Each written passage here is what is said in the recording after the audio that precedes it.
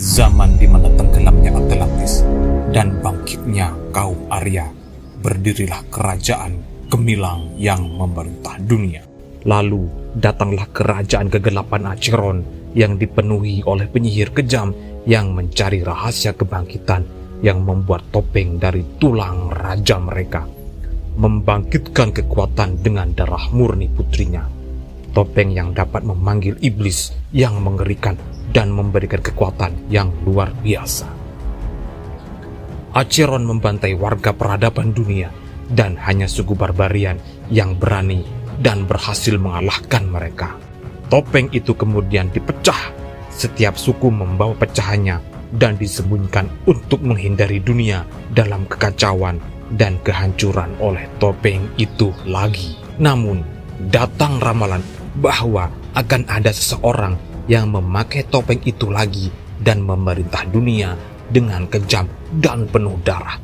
Tetapi akan ada seseorang anak yang lahir untuk bertempur dan mengalahkannya. Zaman sudah berabad-abad berlalu, terdengar suara irama dari pedang yang saling bertemu menggema di seluruh medan perang. Tampak terlihat seorang istri yang sedang hamil yang ikut berperang sedang terluka parah dengan didampingi suaminya. Dia mengungkapkan keinginan terakhirnya untuk bisa melihat bayinya sebelum mati. Sang suami mengabulkan permintaan istrinya itu dengan cara mensesar sendiri perut istrinya dan menunjukkan bayinya yang berjenis kelamin laki-laki itu kepada istrinya. Dan dia menamai bayinya itu dengan nama Conan. Bukan Conan Edogawa. Bertahun-tahun berlalu, Conan tumbuh dengan sangat pesat dan gemilang di dalam suku Cimmerians yang dipimpin oleh ayahnya. Suatu ketika, Conan mengikuti lomba yang diadakan oleh ayahnya, di mana barang siapa yang kembali dari lembah dengan telur yang tak retak yang ada pada mulutnya berhak ikut bertempur dengan para pejuang. Pada saat memasuki lembah, teman-teman Conan melihat adanya suku kanibal yang hendak menyerang mereka. Mereka menghentikan perlombaan itu dan kembali pulang. Namun, tidak bagi Conan, dia tetap melanjutkan lombanya dan menghadapi suku kanibal itu sendirian.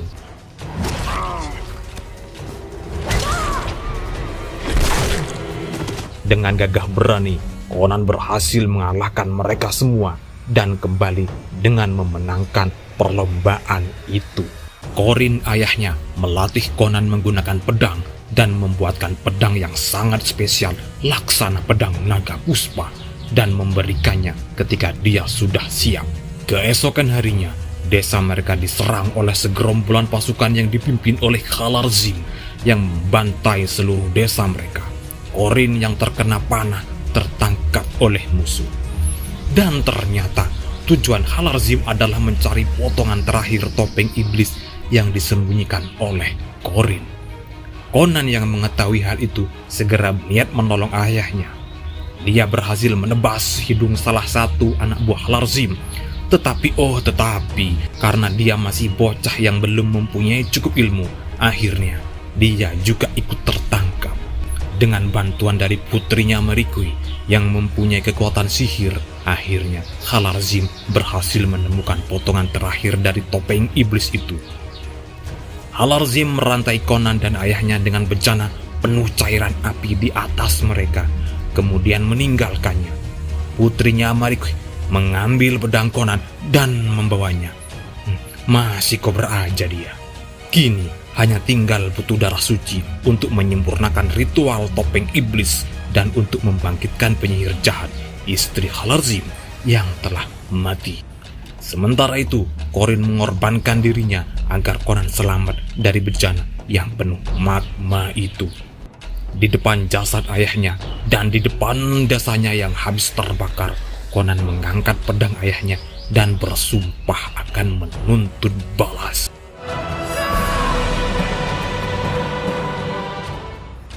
Conan pergi mengembara untuk mencari pembunuh ayahnya. Singkat cerita, dia berteman dengan seorang bajak laut yang bernama Artus. Dan suatu ketika, dia melihat segerombolan koloni budak. Conan menyerang penjual budak itu dan membebaskan para budaknya.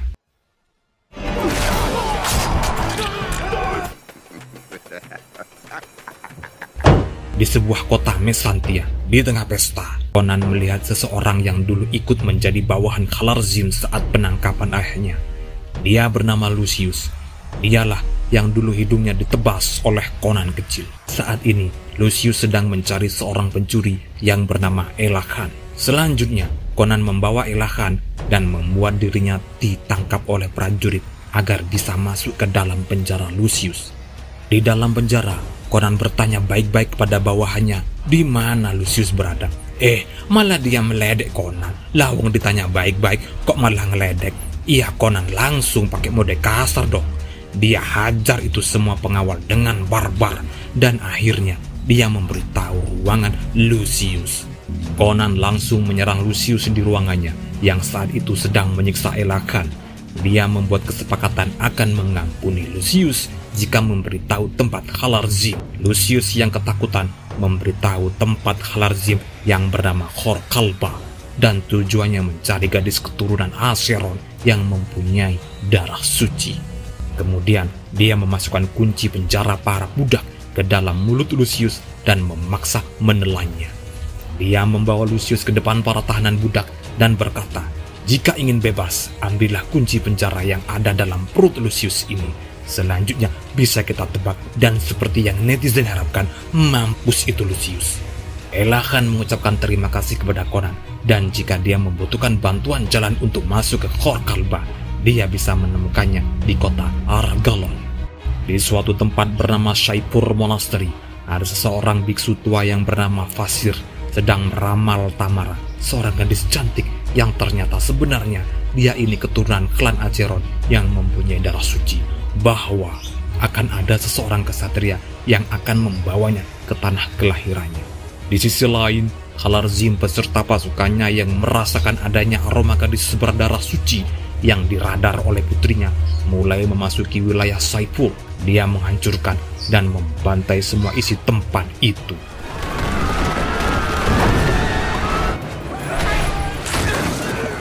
Fasir yang merasakan niat jahat itu menyuruh Tamara harus, tidak boleh tidak, kudu gelem untuk pergi menyelamatkan diri bersama para biarawan ke Gunung Hirakania. Tetapi hal itu diketahui oleh salah satu anak buah Zim yang kemudian mengejar kereta Tamara. Di lain tempat, Conan melihat kereta Tamara yang mempunyai lambang Acheron atau topeng iblis, mengira itu adalah lambang dari kereta Zim. Dia kemudian menyerangnya. Ketika dia membongkar atap kereta, dia kaget. Ternyata yang di dalam itu bukan Zim, melainkan Tamara. Mereka saling bertanya, "Loh, inti siapa?" Setelah itu, Conan yang mengetahui salah satu anak buah Zim menyerang kereta itu berbalik bekerja sama bersama Tamara untuk melawan pasukan Zim. Di sisi lain, Marikui mengetahui ternyata gadis berdarah suci tidak ada di situ dan sudah melarikan diri. Zim bertanya kepada biksu Fasir yang sudah pasti tidak akan memberitahu keberadaan gadis itu, dan hal itu membuatnya terbunuh di tangan Khalarzim. Kembali ke Conan dan Tamara yang mengejar anak buah Zim yang diketahui dia bernama Remo. Conan berhasil memukulnya dan membuat dia pingsan. Sementara menunggu Remo sadar, Conan menutup mulut Tamara yang dari tadi kekeh ingin pergi ke Gunung Hirakania seperti yang gurunya bilang. Esoknya, Remo yang sadar dari pura-pura pingsannya memberitahu bahwa Tamara adalah orang yang dicari Khalarzim selama 20 tahun ini karena mempunyai darah suci. Dia bersedia mengantarkan pesan dari Conan untuk Khalarzim agar gadis itu ditukar dengan emas. Conan setuju. Tetapi tentu saja dia memakai cara yang anti-mainstream dengan memasukkan pesan ke mulut Remo dan melemparnya menggunakan ketapel raksasa dan mendarat tepat di depan keranjang Khalarzim. Khalarzim terkejut dan menyuruh Marikui membaca pesan itu. Isinya adalah suratan tangan dari Conan. Di depan Shaipur Bay Outpost saat tengah hari, datanglah sendiri. Dia bersedia karena tahu bahwa gadis berdarah suci juga bersama Conan. Esoknya di Shaipur Bay Outpost, Conan bertemu dengan Khalarzim. Dia menawari emas untuk gadis itu, tetapi Conan menolak karena ia bukan meminta emas, tetapi menginginkan kepala Khwarazm. Marikui memanggil tentara iblis dari pasir untuk menghadapi Conan, tetapi tentara iblis pasir tak cukup kuat untuk menghadapi kekuatan Conan. Dia berhasil mengalahkan semua iblis pasir itu.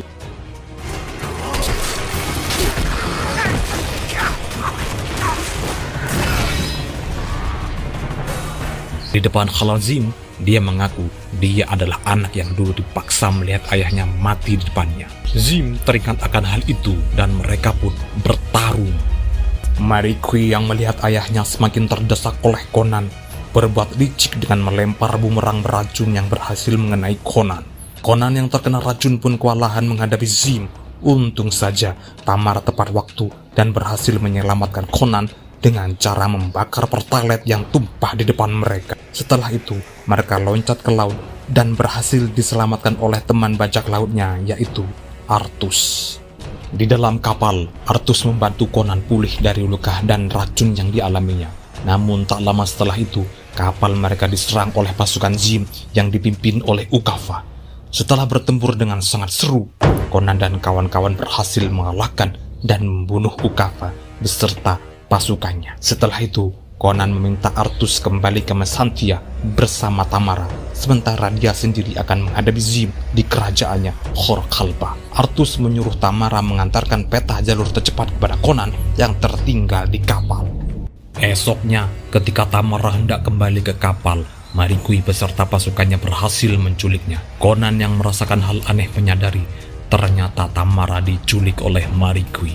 Conan segera ke Argalon, kota para pencuri, mencari Elahan dan meminta bantuannya untuk memasuki kerajaan Khor-Kalba. Elahan membantunya memasuki Khor-Kalba dengan pintu rahasia yang ternyata jalur itu menuju penjara yang ada di ruang bawah tanah kerajaan. Di sana, mereka diserang oleh monster raksasa bertentakel sekaligus menghadapi penjaga yang mengonangi mereka. Setelah bertempur dan bertarung dengan sangat seru, Conan berhasil mengalahkan penjaga dan mengumpankannya ke monster raksasa tersebut.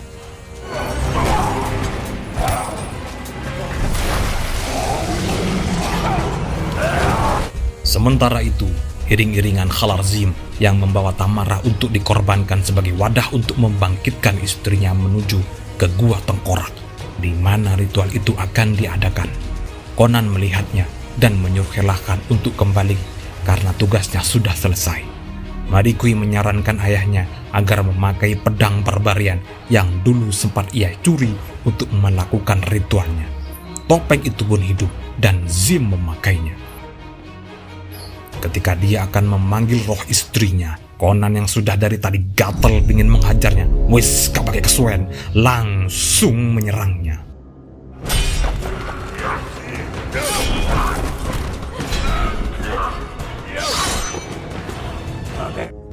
Conan berhasil melepaskan Tamara dari roda ritual dan menyuruhnya untuk pergi, sementara dia gelut melawan Zim. Tetapi Marikui yang mengetahui hal itu segera mengikuti Tamara dan hendak membunuhnya. Tamara yang terdesak dan hendak terbunuh berteriak meminta pertolongan Conan.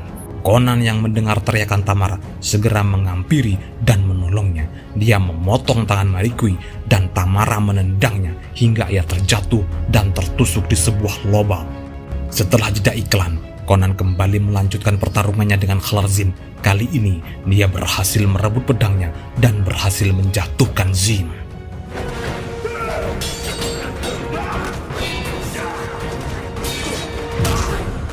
Zim yang baru menyadari ternyata putrinya terbunuh sangat marah kepada Conan dan dia mengambil kesempatan memanggil roh istrinya ketika Tamara terjebak dan terperosok di ujung jembatan yang akan hancur. Ketika tubuh Tamara mulai dirasuki oleh iblis penyihir, Tamara meminta agar Conan melepaskannya dan membiarkannya mati daripada dia menjadi penyihir. Tetapi Conan menolak. Dia malah merusak jembatan yang dipijak oleh Khwarazm dan membuat Khwarazm terjatuh dan mati. Akhirnya, Tamara pun terbebas dari kutukan itu. Kemudian, Conan dan Tamara meninggalkan tempat itu. Dia berhasil mengalahkan Khwarazm dan Marikui. dan juga kerajaannya pun hancur. Next, Conan membawa Tamara pulang ke tanah kelahirannya dan mengucapkan salam perpisahan. Dia juga berkata bahwa suatu saat mereka akan bertemu lagi.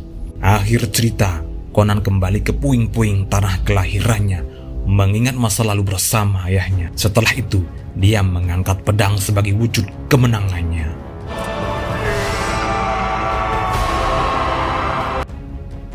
Tamat. Oke guys, itulah tadi film Conan the Barbarian yang rilis di tahun 2011. Kali ini, hikmah apa yang bisa ketik dari film ini ya guys?